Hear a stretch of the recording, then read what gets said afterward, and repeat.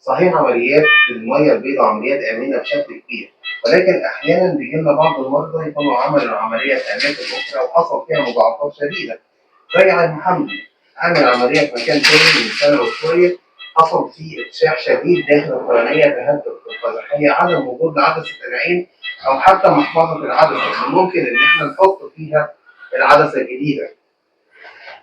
هنعمل له العملية دلوقتي بإذن الله، هنظبطه شكل القزحية، نحط عدسة جديدة ونثبتها في جدار العين زائد زرع قرنية طبقي داخلي قيمة.